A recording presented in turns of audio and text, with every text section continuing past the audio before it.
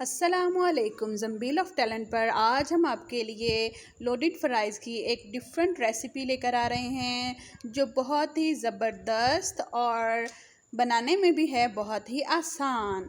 चलते हैं रेसिपी की तरफ। पहले हम थोड़ा सा जो चिकन है वो मैरिनेट कर लेते हैं। उसके लिए चीज़ें भी प्लेट में आपको दिख गई हैं और मैंने ऊपर नाम भी मेंशन कर दिए हैं।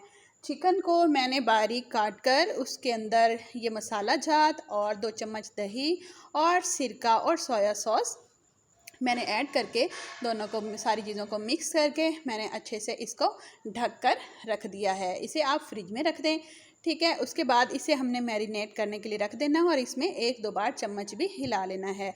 साथ ही हम जो है फ्राइज़ वो तैयार कर लेते हैं। मैंने 4 बड़े आलूओं की जो है चिप्स तैयार कर ली थी और मैंने इसे घी में जो है डायरेक्ट फ्राई करने के लिए डाल दिया है, ठीक है। फ्राइज़ भी फ्राई करने का हर किसी का डिफरेंट तरीका है। कोई बॉईल करके थोड़ी देर उसको ठंडे पानी में रखने के बाद दोबारा से बॉईल करते हैं।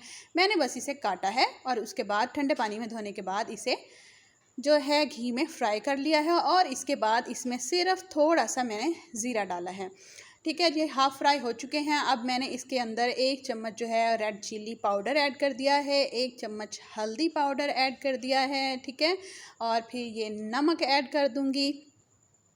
देखें ये हमारी रेसिपी जो है बहुत डिफरेंट है लेकिन बहुत ही लजीज है। ये 3 चीज़ें मैंने इसमें ऐड की हैं और एक मैंने इसमें क्या ऐड किया है, ज़ीरा। ये अच्छे से मिक्स करने के बाद मैंने 2 जो प्याज हैं वो मैंने रिंग्स काटे हुए हैं, ठीक है। दरमियान से प्याज को काट लें और उसके रिंग्स बना लें। उसके बाद ये प्याज मैंने इसके अंदर ऐड किए हैं और इसके बाद मैंने इसे ढक देना है। आपने इसके अंदर कोई पानी ऐड नहीं करना। मैंने इसमें ज़्यादा घी ऐड नहीं किया बिकॉज़ ये हमें इसी तरह खाना है तो ये ज़्यादा ऑयली हो जाएंगे और हम इन फ्राइज़ को निकाल के टिश्यू पर भी नहीं रख सकते बिकॉज़ ये मसाले वाली हैं। सो आपने क्या करना है कि दम देकर आपने इसे प्याज़ों को भी अच्छे से फ्राई कर लेना है, ठीक है। आलू और प्याज अच्छे से जो है वो फ्राई हो जाएंगे तो ये आपके जो फ्राइज़ हैं ये हो जाएंगे रेडी। अब दूसरे बर्तन में हम चूल्हे पर एक तरफ रख लेंगे। जो हमारा लोडेड फ्राइज़ के ऊपर चिकन डलेगा हमने वो किस तरह से फ्राई करना है। ये हमारा जो है मैरिनेट हुआ बड़ा था तो अब हमने इसे एक पैन में 2 चम्मच घी डालकर इसे जो है पकने के लिए रख देना है भाप के ऊपर।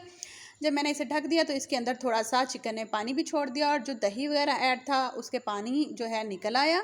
अब मैं इसे साथ साथ तेज़ आंच पर फ्राई करती रही हूँ और ये बहुत अच्छे से रेडी हो जाएगा, ठीक है। अब मैंने इसमें थोड़ा सा रेड चिल्ली ऐड कर दिया है बिकॉज़ ये मुझे थोड़ा फीका लग रहा था।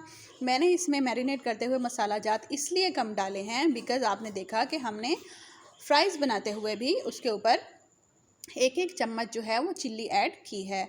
सो अगर हम इसमें भी ज़्यादा मसाला जार डाल देंगे तो ये खाया नहीं जाएगा, बहुत ज़्यादा स्पाइसी हो जाएगा। सो इन चीज़ों का आप ख्याल रखिएगा, ठीक है। तो इसलिए मैंने चिकन मैरिनेट करते हुए इसमें बहुत ही कम मसाला जार डाले थे, ठीक है, क्वांटिटी। तो अभी मैंने चखा तो ये मुझे थोड़ा सा कम स्पाइसी लगा तो मैंने इसके ऊपर जो रेड चिल्ली सॉस है वो ऐड कर दिया है। अब ये फ्राइज़ जो हैं मैंने पहले ही डिश आउट कर लिए थे, ठीक है, वो नॉर्मल हो चुके हैं और जैसे ही हमारा चिकन रेडी हुआ है मैंने इसके ऊपर अच्छे से चिकन जो है वो डाल दिया है। दूसरी तरफ हम सॉस बनाएंगे जो हमने इसके ऊपर डालना है। ये मैंने फ्रेश मायोनीज़ बनाया है, इसकी रेसिपी भी मैं आपके साथ शेयर करूँगी।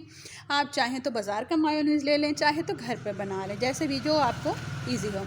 मैंने इसके अंदर 3 चम्मच जो है वो मायोनीज़ डाला है और 2 चम्मच मैंने इसमें रेड चिल्ली सॉस डाला है और 2 बड़े चम्मच मैंने इसमें केचप डाल दिया है।